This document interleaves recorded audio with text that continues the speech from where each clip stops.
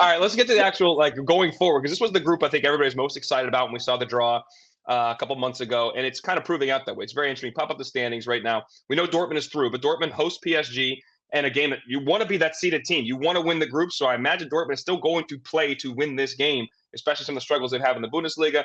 Newcastle against Milan. That's obviously all to play for those teams. When you look at who's going through, it's Dortmund, and who in your mind, LME? Well, listen, Dallas, before we get there, I want to give everybody a headache just to try and figure this one out. I'll try and be as quick as I can, okay? Because I wrote it down. As you said, Dortmund are already through, but in order to win the group, they need a draw or a win, or even lose by a goal to PSG. PSG need a win. PSG can only go through with a draw if AC Milan win or draw against Newcastle. PSG can only go through with a loss if Newcastle AC Milan is a draw. Newcastle have to win and hope PSG draw or lose. If the two teams are level, Newcastle will finish second on head-to-head. AC Milan must win and hope PSG lose. If the two teams are level, PSG will finish second in head-to-head. If Newcastle and Milan draw, Newcastle will drop into the Europa League on goal difference. I think it stays as it is. Dortmund and PSG will go through. It will be a draw in that game, Dallin, but AC Milan will win against Newcastle, sadly, I think.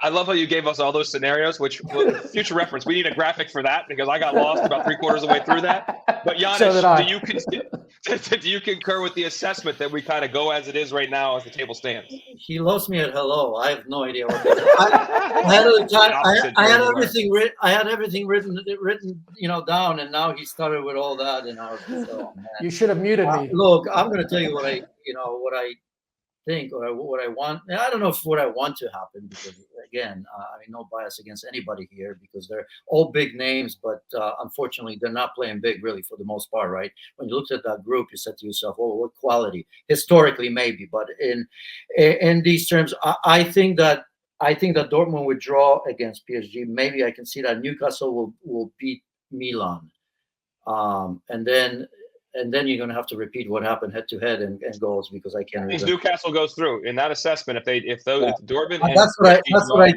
I thought. I think Milan at this stage, they're a mess with injuries, and I think they're an okay team. Are they capable of going there and winning it? Yes, but I think it's St. James's. I liked a lot about this Newcastle team, not just in the Premier League, but in that game.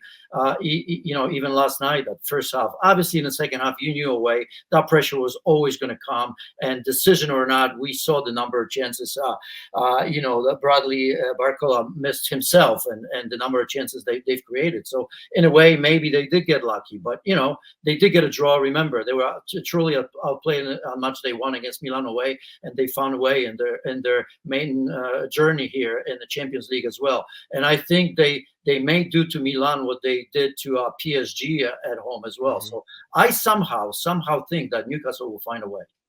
The only thing that worries me, Dallin, about Newcastle is that between then and now, they're going to play Everton, who are dying for everything, which is fair enough. It's just a game against Everton, with all due respect to them regarding all the points. But they also have to play Tottenham. And that's going to be a hell of a match in terms of the physicality of it, the pace of it. So regarding how healthy they are going up to that game, we'll see what happens. If Newcastle win and PSG lose or draw, then Newcastle make it through.